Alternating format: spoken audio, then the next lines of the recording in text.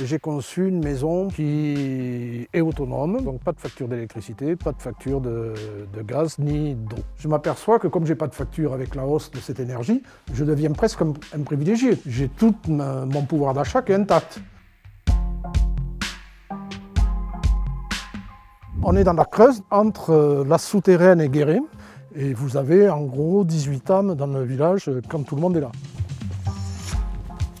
Moi, c'est un parcours donc, de réflexion depuis de 15 ans. On était revenu par une loi Fillon sur le paiement des retraites. Pour moi, ça a été un déclencheur. Je me suis dit, on va finir, s'ils le font 2 ou 3 fois, par être des retraités pauvres. Donc à partir de là, j'ai acheminé en moi comment je pouvais faire et est venue tout naturellement une maison qui n'avait pas de charge ou très peu de charge, de manière à pouvoir, avec une petite retraite, continuer à vivre normalement. On va commencer par la plus grosse partie, qui est la production d'électricité. Il faut profiter de tous les gains solaires qu'on peut avoir. Il faut avoir à peu près 1/6 des murs qui sont vitrés pour pouvoir laisser rentrer ce flux solaire qui vient participer largement au chauffage de la maison. Il y a 14 panneaux solaires. Les panneaux solaires envoient du courant dans cet appareil et ça me permet de créer de l'électricité immédiate pour ma consommation et ce qui est en surplus est stocké dans ces batteries pour servir ultérieurement. Et là, ces batteries vous permettent de tenir combien de temps? L'équivalent de 3 jours.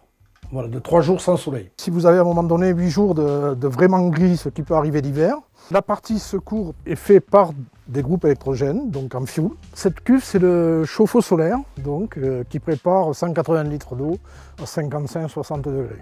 J'alimente avec ça tout ce qui est douche, tout ce qui est évier, lavabo, et tout ce qui est aussi machine lave-linge, par exemple, lave-vaisselle.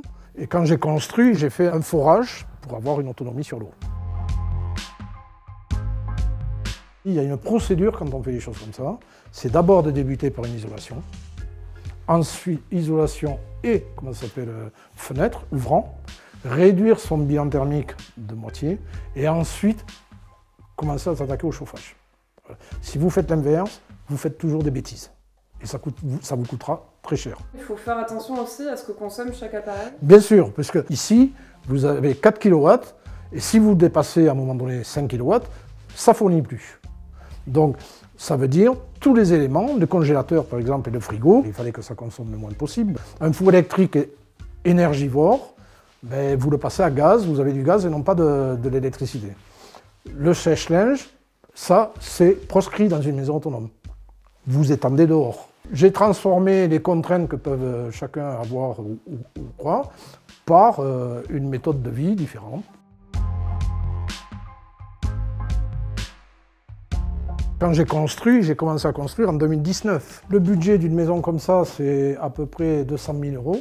Pour avoir l'autonomie, il faut compter à peu près, moi j'ai mis 80 000 €. Donc ça fait une maison qui est à 280 000 €.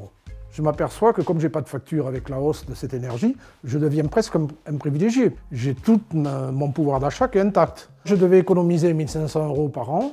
Bon, aujourd'hui, avec la crise, avec les économies que je fais et le coût exponentiel des énergies des autres, aujourd'hui je suis à 4 000 €.